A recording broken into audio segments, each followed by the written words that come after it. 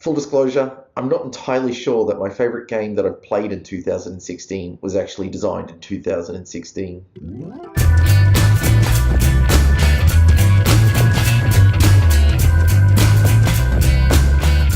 One of the challenges I set myself for this year was to play through all the games in my collection that I hadn't yet played. A lot of those games included the game Thebes, a 2007 release by Peter Prinz. It was released by Queen's Games, and I have to say, it's possibly the best game that I've played this year. Now, I'm not trying to be melodramatic and try and make a big point about 2016. I just really enjoyed Thebes.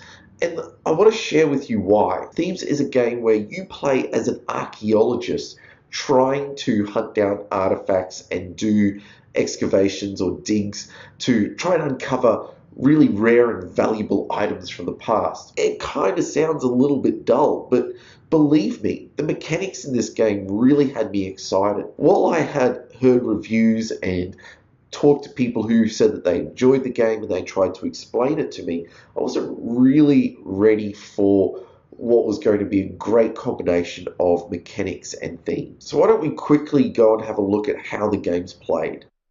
You start out as archaeologists on this beautifully designed map in between a whole series of major cities. Here's a look at the full map. Each archaeological dig site is marked with a single artifact.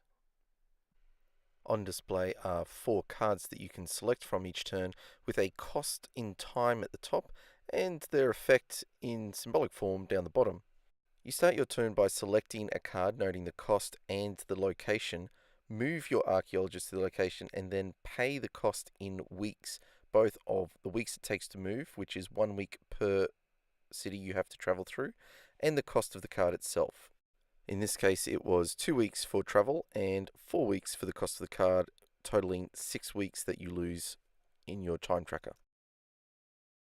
You collect all your books into your tableau, trying to collect knowledge, which is indicated by color coding, or general knowledge, which is indicated by an open book. Sometimes you collect additional tools or things to help you along the way, such as these assistants. Assistants will give you 1 extra knowledge for 2 or 2 extra knowledge for 3. To conduct a dig, you need to move to the city of your choice, and counting each week of movement as you go. If you are the first to do an archaeological dig in a location, you get a bonus artifact. Once you trade in your general knowledge and specific knowledge, you tally that up and look to your wheel to determine exactly how successful your dig is going to be.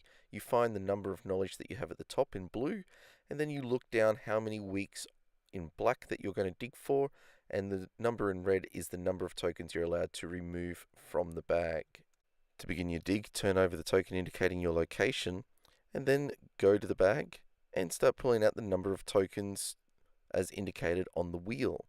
Now, as you dig, you may, like in any excavation, discover nothing, which is indicated by these blank tokens, or you may find artifacts of varying value, some at 1 value or all the way through to 6.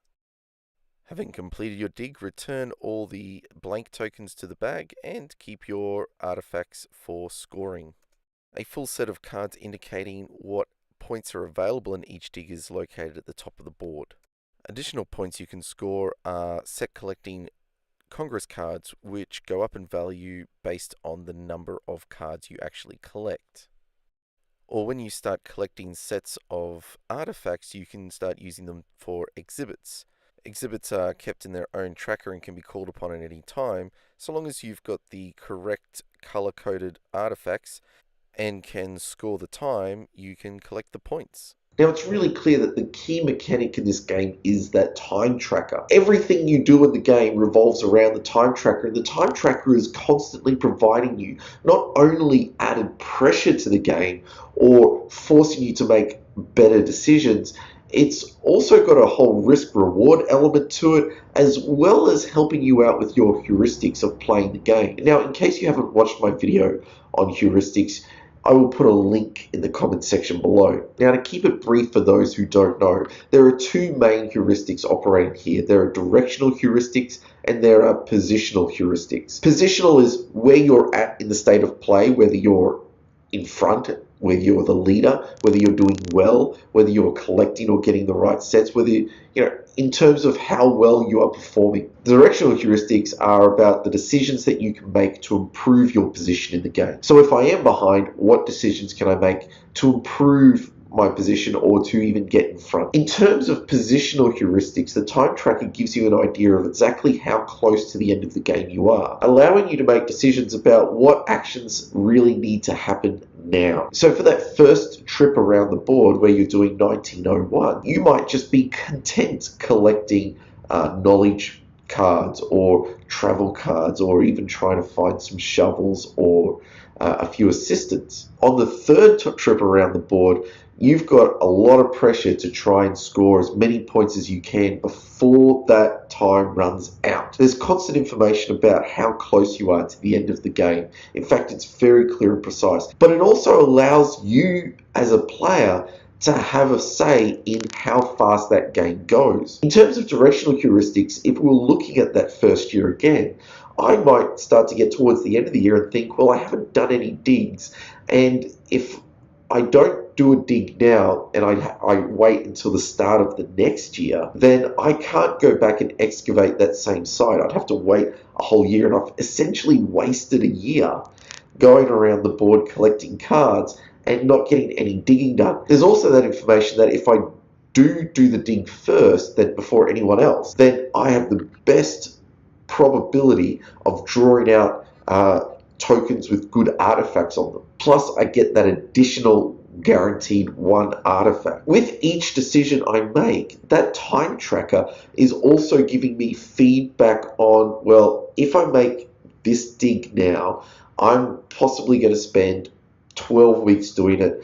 That gives my opponent multiple opportunities to gain cards, gain knowledge, gain resources. It's helping me weigh up that risk reward of, well, do I take what I have and go and excavate with the hopes of getting something good, costing myself 12 weeks in the process of my year, and also allowing my opponents that amount of time to either catch up on cards or resources, or even make a few resource grabs before doing their own dig. So that time mechanic around the board is really essential to feeding into my decision making. It helps me weigh up every decision I make and to assess whether the risk is really worth the reward, even though I can't always be guaranteed of what that reward is. Although there are certain cards that do guarantee certain rewards. So I know that as I collect Congress cards, the more you collect, the higher the points you get at the end of the game. And so collecting them costs me time on the tracker. It also means I'm not collecting knowledge to do a dig. The board is constantly feeding me that information of, well,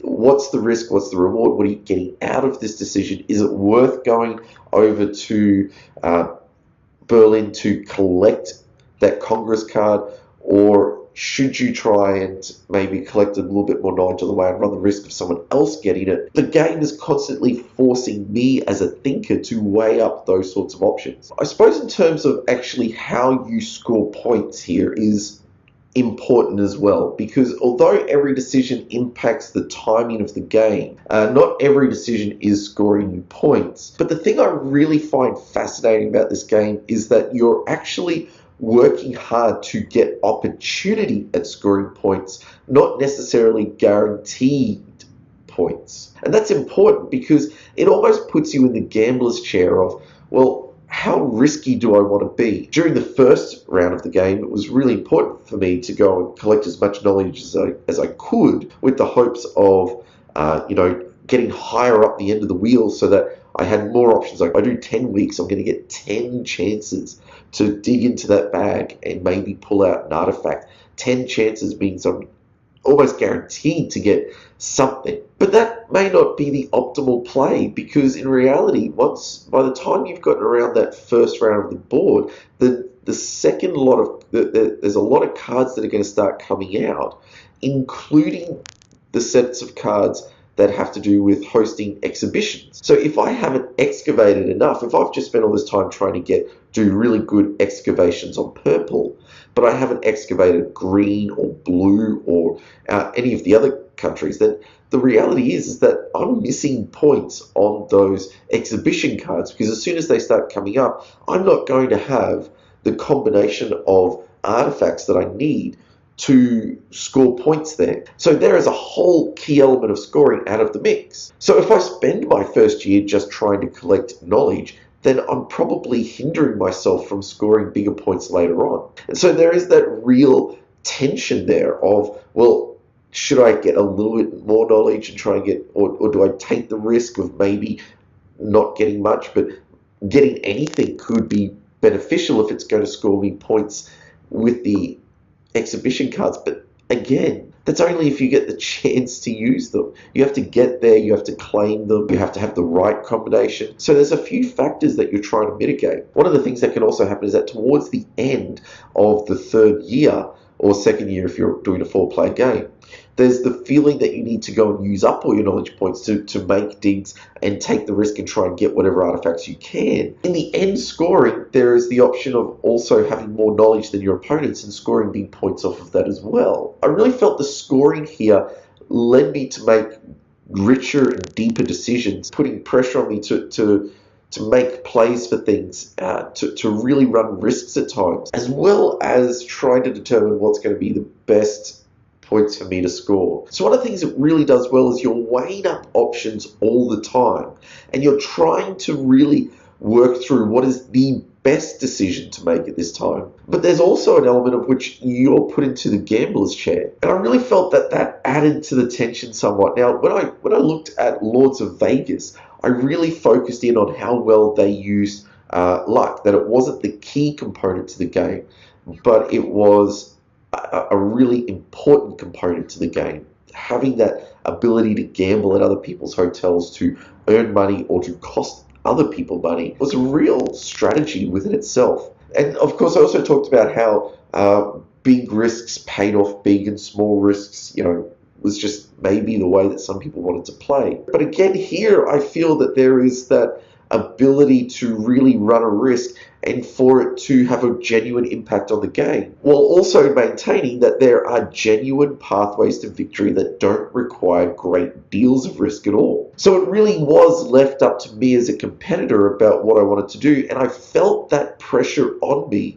to take bigger risks when I saw my opponents scooting ahead. So I really felt that this game put that pressure on me in a way that I really enjoyed. I really felt that my decisions mattered. It felt like my decisions made a difference. It felt like that I was the one in control of the game, even when the game is clearly not letting me be in control. Yeah, I'm diving my hand into a bag, hopefully pulling out something good. But when I do it, how I do it, if I do it, it's all up to me, and it's all down to, am I making the best possible play? And I never felt overburdened with decisions in this game, but at the same time, every decision I made carried with it its own burden. So it was a wonderful, wonderful mechanic there. So I'm really disappointed that I've come so late to the party on this game. I would probably, I'm going to really play it over these holidays and just see how far I'm willing to take it, if I'm willing to take it into my top 10 at all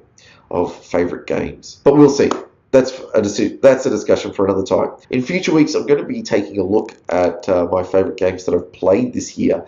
And I'm not going to be, again, looking at 2016 games, mostly because I often don't get to play the new releases as soon as they're released. A lot of times they get released at Essen or Gen Con, and I just don't have the ability to keep on top of the games that readily. But I usually get a chance to play them soon enough.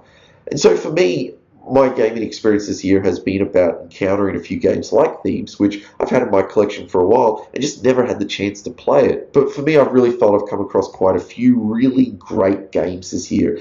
And so I want to spend some time reflecting on those. In terms of other things being released, I've not been slack per se. As you can hear from my voice, I'm really sorry for just how terrible it sounds, but I've had a virus all week, for over a week now, and I pretty much lost my voice this week. I wasn't able to put together a video for Instagamers, but I still highly recommend you go check them out. They have a wonderful cast of reviewers with really great games to look at. But I also haven't released anything for the Dice Tower or pretty much anything really, because I just haven't been able to talk very well, and even now I feel really congested and croaky. Next week I'm going to see about if I can put some videos together. I think I've missed Dice Tower again this week just because of the sheer timing of, well, trying to get over a virus, trying to get my voice back, and when they need the videos in. However, keep abreast of what's going on. We still have wonderful articles coming out on Gamerpalooza at www.gamerpalooza.com.au. Most definitely there is some really great articles about snobs in games, which I